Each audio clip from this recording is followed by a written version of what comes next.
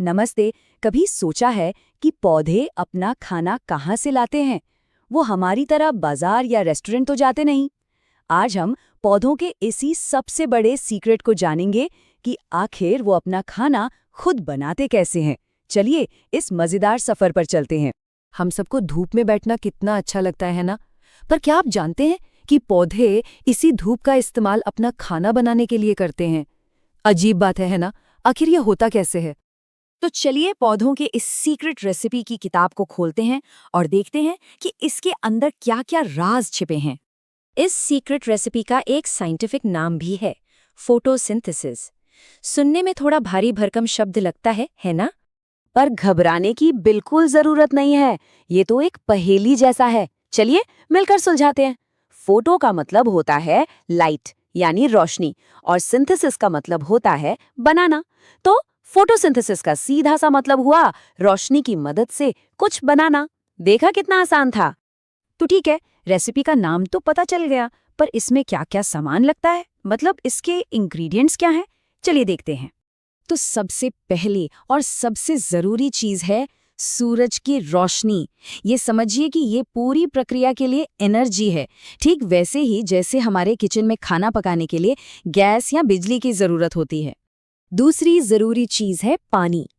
पौधे अपनी जड़ों से जमीन से पानी सोख लेते हैं, बिल्कुल वैसे ही जैसे हम स्ट्रॉ से कोई ड्रिंक पीते हैं। और हमारी तीसरी और आखिरी सामग्री है कार्बन डाइऑक्साइड। अरे ये तो वही गैस है जो हम सांस छोड़ते वक्त बाहर निकालते हैं और पौधे इसे सीधे हवा से ही ले लेते हैं। लेकिन एक मिनट, पौधे हवा में सांस कैसे लेते हैं? उनकी नाक कहाँ होती है? ये सवाल तो दिमाग में आता ही है। नहीं नहीं, उनकी हमारी तरह नाक नहीं होती, पर उनकी पत्तियों पर बहुत ही छोटे छोटे छेद होते हैं जिन्हें कहते हैं स्टोमेटा। इनको आप पत्ती का छोटा सा मुंह समझ सकते हैं जो गैसों को अंदर बाहर आने जाने देते हैं। ओके, तो अब हमारे पास सारे इंग्रेडिएंट्स आ गए हैं। पर ये खाना बनता कहाँ है? पौधे का किचन कहाँ होता है? तो ये सारा खाना पकाने का काम होता है पत्ती के अंदर।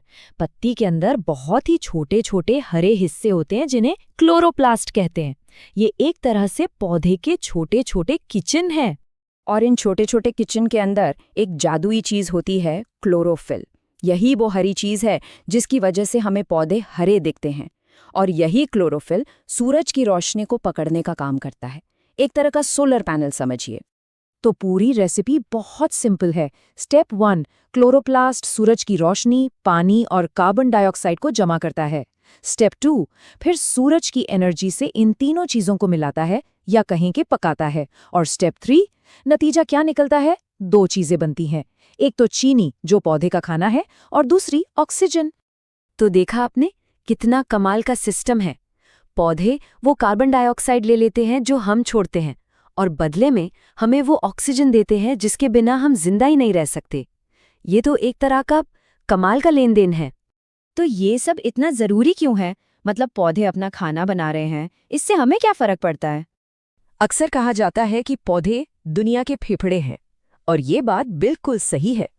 क्योंकि पौधे जो ऑक्सीजन बाहर छोड़ते हैं वही तो वो हवा है जिससे हम इंसान और जानवर सांस लेते हैं।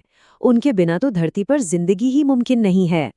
तो अगली बार जब आप कोई हरा पत्ता देखें तो जरा रुक कर सोचिएगा उस छोटी सी पत्ती के अंदर चल रही इस जादुई रेसिपी के बारे में जो हम सबको जिंदा रखे हुए है।